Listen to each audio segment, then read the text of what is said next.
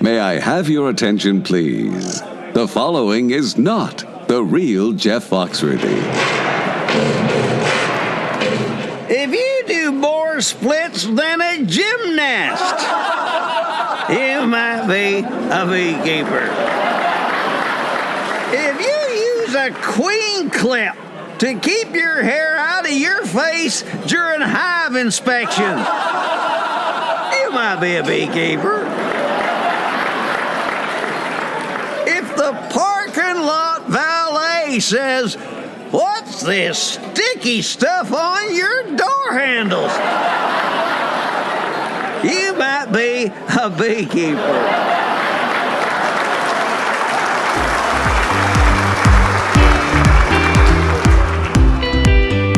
Welcome to Be Love Beekeeping, presented by our great friends over at Man Lake. Today we'll be traveling to the Great White North for a lively discussion with a beekeeper whose bees are clustered for 7 months of the year. But first, we're beginning to get answers to the Great American Bee Die-Off of 2025. This press release is titled, New USDA Research Links Early 2025 Honeybee Losses to High Viral Loads and Mite Resistance. Now, please bear with me as I'm going to read most of this so that you can hear exactly what the researchers are saying. New research from the U.S. Department of Agriculture's Agricultural Research Service, USDA ARS, sheds light on the causes behind the catastrophic honeybee colony losses reported by commercial beekeepers earlier this year. The findings point to alarming high levels of viral infections vectored by Varroa destructor, Varroa mites, with resistant genes to a common treatment as key drivers of colony collapse. The study, which analyzed samples from 6 major commercial beekeeping operations affected by the losses, provided the most detailed evidence to date of the biological factors behind the widespread die-offs. Collectively, these operations managed nearly 184,000 colonies, or roughly 7% of all U.S. hives, and reported losses averaged over 60%, just as bees were being staged for California's almond pollination season. Quote, "The beekeeping and bee health community appreciates the work of the USDA ARS Bee Research Laboratories. They quickly took samples of lost colonies, and now that they've released the analysis, beekeepers can better understand what happened and take action," said Matt Malika, Senior Project Director at Keystone Policy Center, which facilitates the Honeybee Health Coalition. "We understand more analysis is occurring, and we look forward to learning more about the other potential causes of these significant colony losses." Researchers found that deformed wing virus and acute bee paralysis virus in both pooled colony samples and individual bees showing shaking and other signs of morbidity. Experimental inoculation further confirmed these viruses as the likely cause of mortality in collapsing colonies. Crucially, all Varroa mites collected from affected colonies tested positive for a genetic marker linked to resistance to amitraz, the most commonly used miticide in commercial beekeeping. This finding underscores the urgent need for new tools and integrated pest management strategies. Quote, "This is a critical moment for honeybee health," said Patty Sundberg, president of the American Beekeeping Federation. "We can't continue relying on a single line of defense against Varroa. These mites are evolving quickly, and our management tools must evolve just as fast. We also need to find treatments for these viruses, and we await the release of how pesticide exposure and poor nutrition amplify the impacts from these viruses." While viruses and Varroa were confirmed as primary contributors, the USDA ARS research also acknowledges other stressors, including pesticide exposure, poor nutrition, and environmental conditions may have exacerbated the losses. The findings released this week are a crucial first step in providing beekeepers actionable information, added Stephen Coy, president of the American Honey Producers Association. It highlights the necessity for additional miticides and methods of controlling Varroa and the associated viruses. We urge the USDA to provide the results of the impacts of nutritional, chemical, and environmental stress as soon as possible. Beekeepers need a complete picture of what happened in order to make sound decisions regarding the health of our colonies.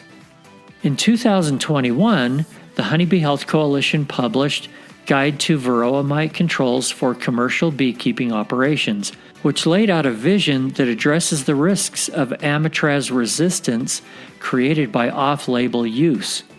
The continuous use of off-label amitraz with increasing dosage as it becomes less effective is likely to cause amitraz to lose its effectiveness. And I'll add in here, it sounds like that's exactly what happened.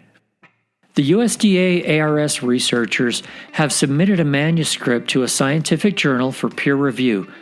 Now, if you are the kind of person that wants to read the whole study straight from the horse's mouth, we will have that link in our show notes. So go ahead and click down there and geek out to your heart's content. I'd like to welcome to the show today Raylynn White, coming to us from, oh my gosh, Newfoundland, Canada. How are you, Rae Lynn? I'm doing great, and I really love the way you pronounced it. It was proper, like that's the way you say it. Newfoundland or Rae Lynn? Newfoundland. Like, you kind of flew that up, but you got it right on. Well, I cheated. I've actually had somebody else on the show last year from Newfoundland. That's great. Absolutely. And she gave me the whole rundown on do not say Newfoundland or anything like that, or you get in big time trouble. You are good. But I have you on the show because you're an expert in Manuka honey, and that's what we're talking about today. Oh, give it up. I'm glad this is not live. Would you like to explain our inside joke to people? I was on an interview on CBC, which is a live television show, but they also do audio podcasts and is also on YouTube. Anyway, they had callers call in, and one of the callers called in and asked me about Manuka honey. And unfortunately, I'm not too familiar about Manuka honey. Being from Newfoundland and all, like we don't have that honey here. So I can pass that to you if you want to do a better explanation of it. I'm going to do this instead. I'm going to invite a listener from New Zealand to get a hold of me, okay, Eric at belovebeekeeping.com, someone that can talk about Manuka honey, and we'll do it sometime. Fabulous. I would love that actually to be educated about that. But you and I are not going to fake our way through that one. We're going to talk about things we know a little bit about. And the first one, oh, I can't do that one either because you don't know anything about Varroa because you don't have to deal with it. No. I do know a lot about Varroa, simply because we always, like a prevention, we always want beekeepers to be aware of it and educated about it. But thank goodness we are probably one of the only places in the world, I think, that doesn't have Varroa. We had a guest on the show that is on Kauai. They don't have Varroa there yet, or Molokai. Other than that, I don't know. I know Australia didn't do it for a while, but they certainly have it now, unfortunately, right? I'm guessing Antarctica is Varroa free. Yeah, I would think so. So in Newfoundland, back in 1985, I believe the date, the government passed a law basically saying that you were not allowed to import any honeybees into the province. So they did that because of the whole Varroa and trying to stop it before it even got started. And thankfully, it actually was successful. And like I said, we have no Varroa here in the island. That's fantastic. You are blessed. Tell us a little bit more about beekeeping there. We know that the weather's got to be rough. Yeah. Tell us a little bit about that and things that you do and don't do as beekeepers. For example, I don't think you do a lot of pollination service. No. So Newfoundland is a huge, huge province in Canada.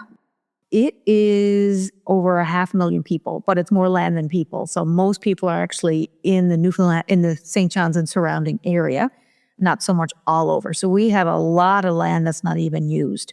Our biggest struggle here in Newfoundland with beekeeping is the weather. And that differs, like in the East Coast is way different than the West Coast. So East Coast, we don't get as much snow. However, we get cold temperatures and we get a lot of frost and freeze and thaw, which is obviously really hard for honeybees because they're in the cluster. They get tricked, they come out, and then they have to go back in. And another thing too, when you think about our honeybees are in the cluster about 7 months of the year. So that's a long time. And during that time, we have to kind of peak up on a kind of mild day to see if they have fought in it and close it up quick. So that's one of the big struggles we have in Newfoundland is the weather. And again, our spring is not that great. I'm only now, and it's June 6th. No, June, what day is it? 3rd. June 3rd. Is it June 3rd? And I'm only now seeing drones actually in the hive. So very late. They're not sexually mature yet. So I have some queens probably going to go out mating next week. And I'm hoping that they're going to do well with that. But like I said, everything's a lot slower and at a slower pace here in Newfoundland with bees. Yeah, with that long of a time of them, I'll call it trapped in the hive. I mean, if it's too cold, they can't go outside, so they're trapped. There's a couple of things. One, obviously, they need enough to eat. Yeah.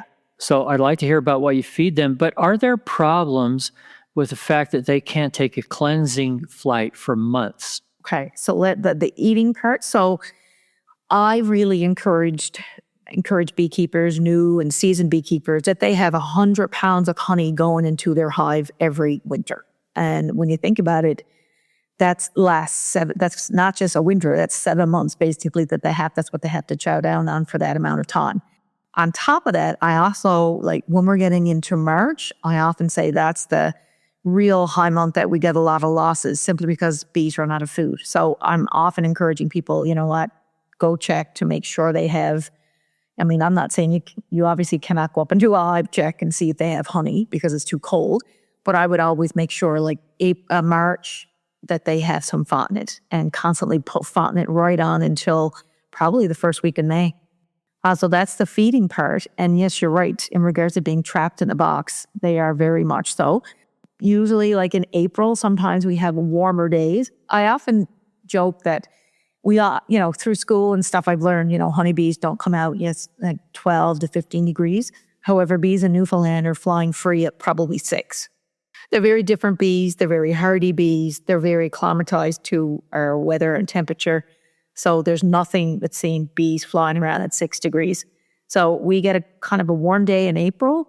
We call it yellow rain. It's everywhere. They just hold it in and obviously let it out when they can. But yeah, and then it gets a point where it goes to freezing again. Obviously, then they're trapped in again until probably the first week in May. So again, we have the yellow rain again. So it's kind of constant. So they're very hardy bees. I think they're very healthy, obviously, because you mentioned it, Varroa, but we also don't have wax moth. We don't have hive beetle. We don't have tracheal mites. We don't have foul brood. No foul brood, European or American. Our bees are really, the big thing with us is the weather. And a lot of people going into the winter really don't know how to insulate their hives properly. So you get a lot of moisture buildup. And obviously, I always say wet bees, unfortunately, are dead bees when it comes in the wintertime. Yeah. What's your philosophy on that? Insulation. Yeah. So for me, I took the leap this year, actually, and I overwinterized my hives. So I had 11 hives going into the winter, and all of them survived. I'm pretty happy about that. I actually put them in a shed. The shed itself isn't insulated. However, obviously it protects it from the wind. And in Newfoundland, that's probably the most important thing to do. The wind is so cold and bitter. I did insulate them even though they were in this shed. So I go a little bit overboard with insulation, I feel. However, I do the proper ventilation so that there's no water buildup or dampness within the hive. So I use the rigid insulation that you buy at Kent's. And I go all around it, obviously cover it. And then I have a top pillow, which is about 8 inches high on the top of it, going right over your inner cover. And I keep the entrance completely open. So there's no condensation. There's a right moisture and proper circulation. So we're not getting a lot of buildup moisture in the hive. Yeah, and I think that's a mistake that a lot of us make is we want to insulate it so much that we close it all up. I did that 1 year. And they have to have some ventilation. Yeah. Even if it's cold. I actually do. I have 2 hives here at the prison here in St. John's, so the federal prison. So I also do beekeeping down there with the inmates. Now those hives down there, I kept them outside. I just insulate them like I just mentioned. And they were the strongest hives I have. Even though like they weren't inside, they were booming. I'm already after making 2 splits on them, and it's only like first part of June. I've heard about inmate programs before. I've read about some of them. Haven't had anybody on the show yet talking about them. Tell me a little bit about how that works. Yeah. How many inmates do you work with? So I was up in my apiary working away, and I overheard Jan Bewley, who's the facilitator for the Phoenix Garden Project. So the Phoenix Garden Project, they're basically more about plants and planting and getting our hands in the dirt, and it's obviously quite beneficial. When I heard that, my ears like peaked. I was like, okay, we have to get bees in there too. So be honest with you, it was really easy to do. They were very open with it. They provide funding for hives. They provide funding for bees. And off I went, and I went in. So we do a group every Monday during the winter, like fall and winter. That group is just bee education. So we developed a module and everything. Every chapter, obviously, is all about beekeeping. And we didn't kind of leave out the big words, spermatheca or propolis. Those words are all there for the inmates to learn how to pronounce them properly. So yeah, so there's 9 men in the group. And when they're actually discharged, obviously the wait list to this group is really long. They quickly fill up. So we usually keep it at 9. They learn through the fall and the winter, and then in the spring and summer, they're out with me in the hives. So when I go down, obviously this time of year, I always say to beekeepers, you need to check your hive once a week just to make sure things are okay. You got a queen, there's no swarm cells, all that good stuff. So I go down once a week, and I get to take 4 inmates out with me when I do the hive checks. So there's certain inmates down there that they can do a complete hive inspection, and me just standing back, and they're doing it all on their own. And they knew nothing, obviously, about bees when they first came in prison. So for me as a social worker, I think beekeeping and social work goes hand in hand. And some of the biggest, deepest conversations I've had with inmates have been while we're beekeeping. It's a very much mindful activity. It's really grounding. It's just the boys and the bees. That's all they think about. They don't think about the problems they've had in the community or their loved ones. At that point, they're just all about the bees. Quick break to thank our presenting sponsor, Man Lake. I've found that Man Lake has absolutely everything I need to take care of the health of my bees. Mite checks and treatments, beetle management, hive health and nutrition, pollen substitutes, food and feeders, and the knowledge base to help you know how to use it, including Bella, their AI beekeeping genius. Just look for her icon in the bottom right-hand corner of your screen at manlakeltd.com. While you're there, don't forget your discount code MLBLOVE10, it's in the show notes, for $10 off your first $100 purchase. So it's very successful. I was hoping to add more hives down there this year, but I feel it's the amount of time it takes for me to do a hive inspection. It takes up too much time for the correctional officers to actually add more hives. So we're going to keep it at 2 and just get the boys out more and let them do the hive inspections. Does it ever seem scary to go in there and do that? Not at all. If anything, I've been treated with utmost respect. The boys are so appreciative of what we do. I mean, this is all volunteer, right? No one is getting paid for this. And they know, obviously, that I'm going in because I want to teach and I want them to learn and enjoy beekeeping. So if anything, I was always treated with respect. And yeah, it's just wonderful. And one day we actually had 2 correctional officers actually join us. And that's like, in some prisons, that's like a big no-no, right? But they did. And you've seen a correctional officer and an inmate, all the barriers down, boundaries down, and they're interacting as people, which they should be. So it's pretty precious. That is great. And they know it's a privilege. So yeah, they're probably on their very best behavior. Absolutely. And a great skill for them to learn. Yeah. There's one prisoner or inmate that's actually going to be sent to a federal penitentiary, the provincial, and that's what he says he's going to miss the most is the beekeeping. So it's sad, but hopefully he'll find an opportunity wherever he might go and develop that a little bit further. You're doing some good out there in the world with beekeeping. That's something that we love to push here. By the way, Rae Lynn is known on social media as Bee Haven. That's right. Big time big time group following her. Let's talk about community a little bit. It's one thing I love about beekeepers. Everybody gets along. You and I were both at the North American Honeybee Expo. I didn't know you then, but I'll see you there this next year. Absolutely. Beekeepers are a great community, and there are all kinds of clubs all over the world, and every club has their own personality. And I just wanted to get a little bit of your input on what kinds of things can you do to make a club experience a good one? That's a good question, actually. So I was involved in the club here in St. John's or in Newfoundland and Labrador. Unfortunately, it wasn't a very pleasant experience for me. And that's why Beehaven was born. I really kind of sat down one night and I kind of thought about what would I like to see in a club, or what would I like for new beekeepers or even seasoned beekeepers to experience. And one of the big pillars of Beehaven was kindness. Ask your questions, and no made fun of, no bullying. So all of that was what Beehaven was actually built on. And I'm really happy to what it has come to today. So for example, following, over, I think it's almost 36,000 followers. A lot of them are in the US, which surprises me. Germany, I have some in Mexico. Like it's just overwhelming when I see where people are from.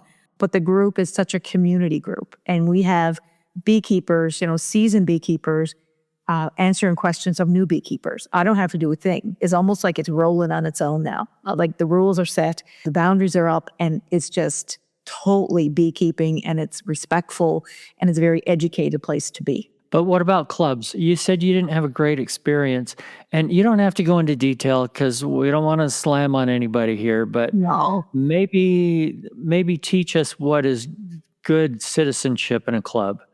Yeah, so I think respect is a big thing, and for me as a new beekeeper, back when I had joined that club, I wanted to learn. And that was a big thing for me. And my personality is like, I'm not going to do a half job. I want to do all the job.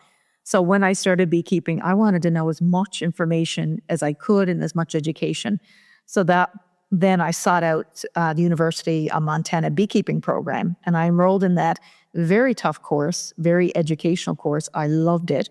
But you know what? Unfortunately, some people weren't happy about that, or not very wanting to, use the information or the education that I received. Certainly, I would pass it on. And I was frowned upon for actually trying to better myself with that.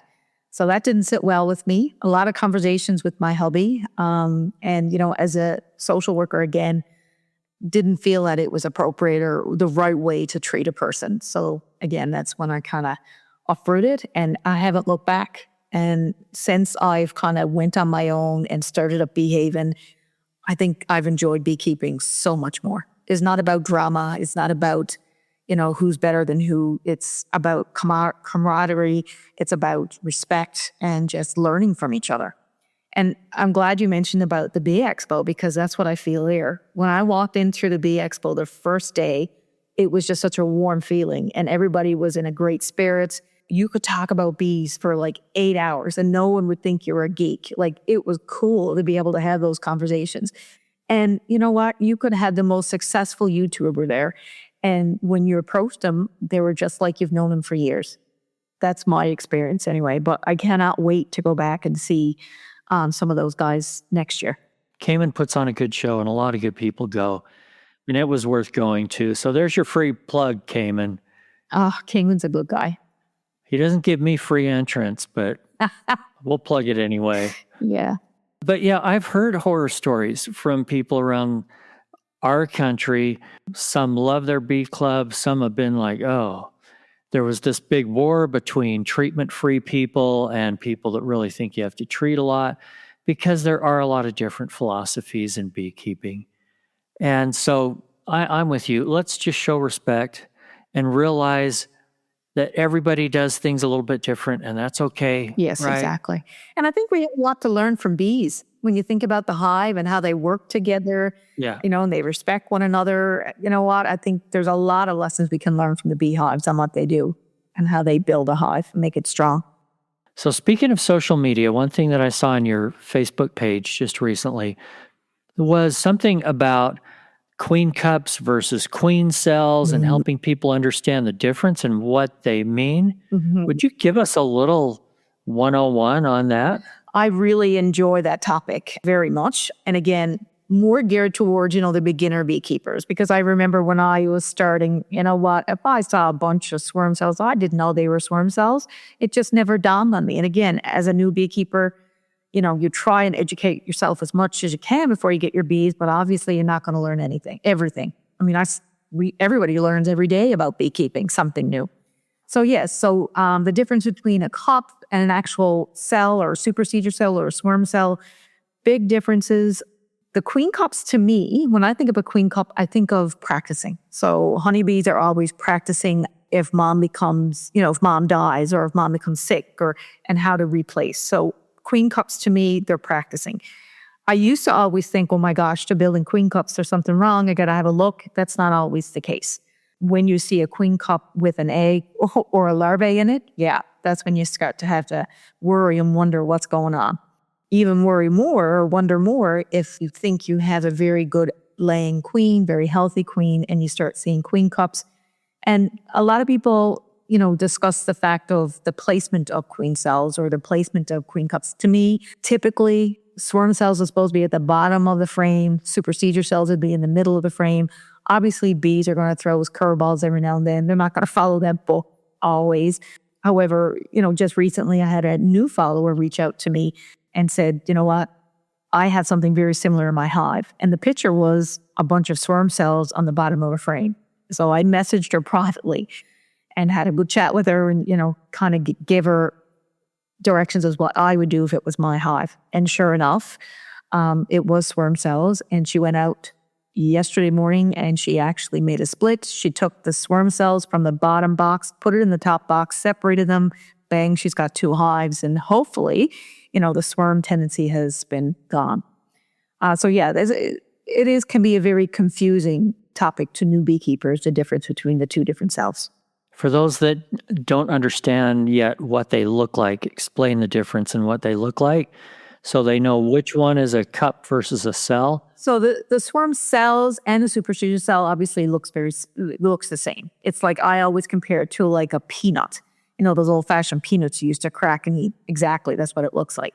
Now, a cup is just not even half of a cell, actually. It's just like a little dish. How about that? It's a little dish, and it doesn't hopefully get any bigger. And there's usually, if you have a healthy queen and your hive is not overpopulated, there's not going to be an egg laid in that. So they look quite different. So if you see, you'll know the difference, obviously, when you see them. So just to summarize, if you see a queen cup, should you panic? No, not panic. However, have a look in it. If there's an egg or a larvae, yeah, not panic. Just have a look in your hive and see, the health of your hive, what's going on in your hive, whether you have a queen, whether your hive is overpopulated. And then if all that checks the boxes, well, I would definitely either you could split the hive or you could actually take that egg and make another nuke. There's a lot of different things you can do when you find a cup with an egg in it. All right. I gave you a little bit of warning earlier. I want to hear a wild and crazy beekeeping story from up there in Newfoundland or Labrador or somewhere around you. Something that happened to you. Yeah, so I'm going to tell the story. I wasn't going to, but it's my first swarm. As a brand spanking new beekeeper, brand new suit, I was good to go. I got the call, buddy, and I was like, obviously I should have had my things packed away and organized as I do now in my truck. I didn't. So at first I got the call and then I started thinking I had to get wire. Anyway, so I went through the garage, got stuff I did not need, packed it in, off I went. So it was at the university. The swarm was there probably about 2 to 3 days. There was a lot of calls on it and I eventually got to me. So I booted and the adrenaline rush, I just have to say, and you probably know as well, when you get that call, there's a swarm, is like unexplainable. It's just an awesome feeling. So I booted it out to a road. And why is that? It just shouldn't be that big a deal. Yeah, I don't know if anyone gets it. I hope they do. Normalize it for me. Well, especially when you're new. It's like freebies plus a whole new experience plus. So this was at the university. So I went in. It was like 10 o'clock in the night.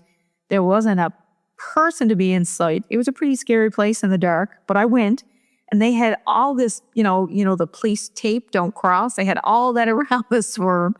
So I went in, of course, swarms aren't aggressive, right? What I was told. That's what I learned. But anyway, so I go in. Somebody lied to me. Oh, yeah. I go in. I didn't have my veil on. I'm like, how you doing, ladies? What are you doing here tonight, ladies? So I started to talk to them, and I went over to touch them. Well, holy cow. They were like Africanized bees. They were like, boom.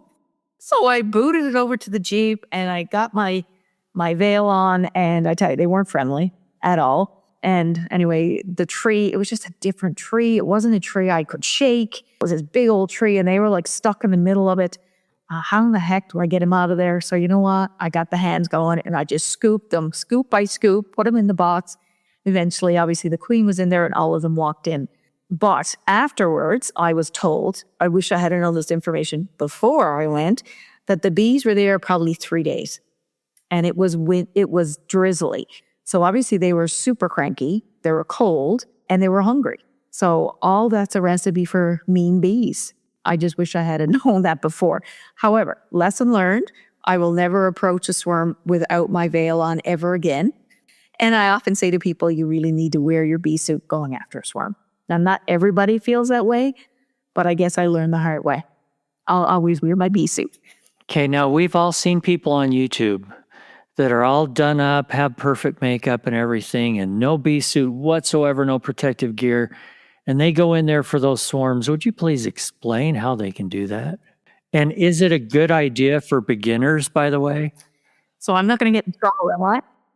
So, out of a lot of those things that you see on Facebook with the perfect hair and the makeup and the tight jeans and whatever, I think, it's staged. And that's just my opinion. I'm not saying that that's exactly what happens. That's just my opinion.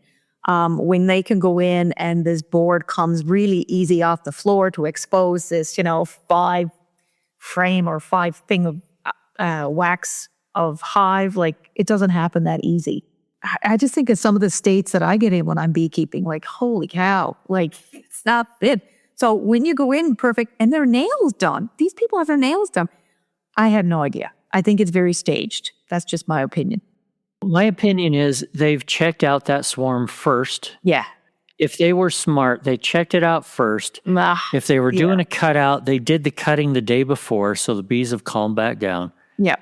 And yes, I was also taught that swarms are so nice. Yeah. You don't even need your bee suit or anything. The first one that I did was huge, and it was not nice. But I captured a relatively small one last week that was actually on my property, and they were the sweetest things ever. I could have had makeup and nails and everything on and gone out and scooped them up. They just, for some reason, looked like they were going to be sweet, and I had a veil on. I didn't have gloves or anything, and they were just happy to be there and happy to go where I wanted them to go. But it's not always that way, folks. No. When you get into beekeeping and, you don't, and this is just my opinion, right? I mean, obviously, I work, I'm a social worker, I work within the system, and, obviously I wear dresses and all that kind of stuff, but I'm beekeeping. No, that's not the way that I present myself, because it's just not easy to do when you're in like 19 degree or Fahrenheit. What's that in Fahrenheit with you guys? 19 degrees. Having done the math in my head, that is 66.2 degrees Fahrenheit. That's a little low, actually, for some of the places up, in the United States. So let's say it's about 100 degrees here in Newfoundland, and you're in a bee suit. You're warm. You're sweaty. You're sweating. You got honey all over you. You're not the best sight. I'm just saying. That's just my opinion. Yeah. Do you think bees react to the sweat? Do you think they like it or hate it? Absolutely. I think they don't like it, actually. And the same thing with your breath. I mean, bees are really about smell. Yes, the sight, but like pheromones are so important for honeybees. And I think absolutely they react to that stuff. Well, here's your trivia for the day. Their sense of smell is 50 times stronger than that of a dog. Yeah. So interesting. Things that we can't smell, they often can. And when you think about it, they don't have noses. So that's even cooler because it's their antenna that picks up that. Well, I thought they smelled through their ears. Funny man. Which they don't have either. Come on, Rae Lynn. Funny man. All right, leave us with one bit of advice And then I've got one last question for you after that. Bit of advice. You know what? And again, I'm going to go on the rant of, personal equipment and protective. And I just tell a story. And this is a wonderful man out in the west coast of Newfoundland. He was a new beekeeper. So he was actually going to do some nukes, like create some nukes with his other beekeeper. I'm going to call him beekeeper. So anyway, he went out and he did nukes. He didn't wear a suit. This beekeeper is supposed to be experienced, is supposed to be teaching other people how to beekeep. Told him not to wear a suit, told him not to wear, any equipment whatsoever. Just come on, we'll do it. He got stung over 160 times and he was emerged. In one day? In one day. Oh, man. So he was in emerge. They had to give him adrenaline. He was really sick, like really sick. So my piece of advice, wear your equipment. Absolutely. And another piece of advice, can I say two? You can do 3 if you want. Ooh. So another piece of advice I have is that, you know what? I don't know if this everywhere, but there's some beekeepers in Newfoundland that are a little bit shady. And that's sad to say. However, when you go pick up your nuke, make sure you're getting it from a reputable, beekeeper, and that you have a queen, and that you have what's supposed to be in a nuke, which should be, your resource frames, your brood, and most importantly, like I said, your queen. Because there's some beekeepers that sell nukes that don't have a queen, and that's not a good start for a new beekeeper, absolutely. How do people know a reputable one? How do they tell? Yeah, so word of mouth is a big thing, especially here in Newfoundland. I mean, we're a very small province. I have many beekeepers that I know of that I pass on their names because I know that I trust them and they love bees just as much as I do and know what should be in a nuke. So ask around, make sure you ask your questions. And you know what? I'm also a fan that a couple of days before you go pick up your nuke, it's okay to say, can I come over and have a look, and have that beekeeper go through the nuke with you and look at your queen and look at the resources in your frames to make sure you're getting what you're paying for. In Newfoundland, nukes are probably going at about $350 here in the province.